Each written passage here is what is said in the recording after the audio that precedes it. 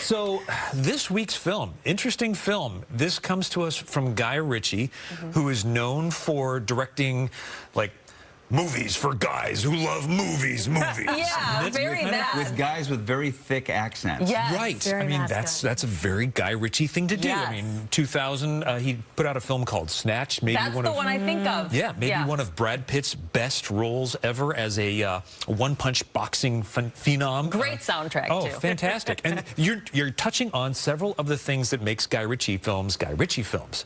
This go-round, in Guy Ritchie's The Covenant, we get a glimpse at U.S. Army Sergeant John Kinley. He's played by Jake Gyllenhaal. He's injured behind enemy lines in Afghanistan, and his interpreter, Ahmed, who's played by Dar Salim, who also looks like the Arabic Joe Rogan, has to get him out. But between the two of them, they make a bond. Take a look at this clip here, and you'll get a feel for what's going on. Well, I won't back down. For 3 weeks, this family believed you were dead. We owe that man your life. There wasn't enough for him to carry me across those mountains. Now he's hiding in a hole somewhere. I should be in that hole. You could stand. So, Liz, you have a question. I know. I'm like, why the departure from what we know about his aesthetic so much? Right. Why now? And that is the big question that's looming for me over this, because this is not a, what I would say, traditional Guy Ritchie film.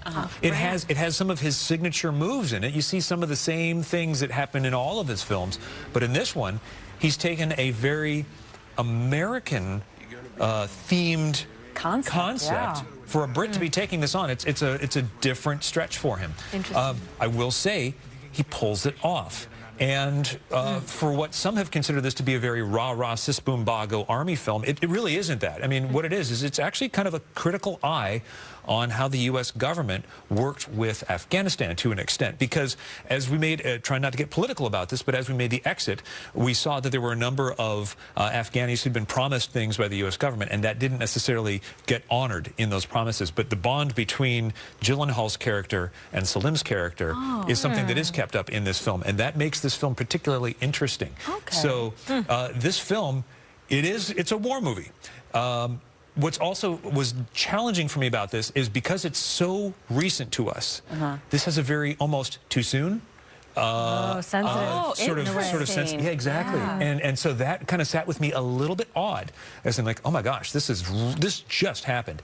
But also there's a real never forget element to it as well, which I think is what's kind of the more overpowering line here. And to that, I really like this film. Really? I walked away from it. Yeah, thought-provoking, exactly.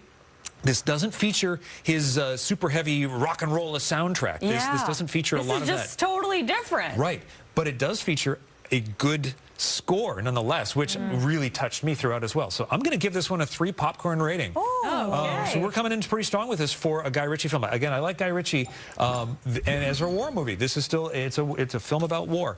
It is not the easiest subject material to be wrapping our heads and hands and hearts around right at this time.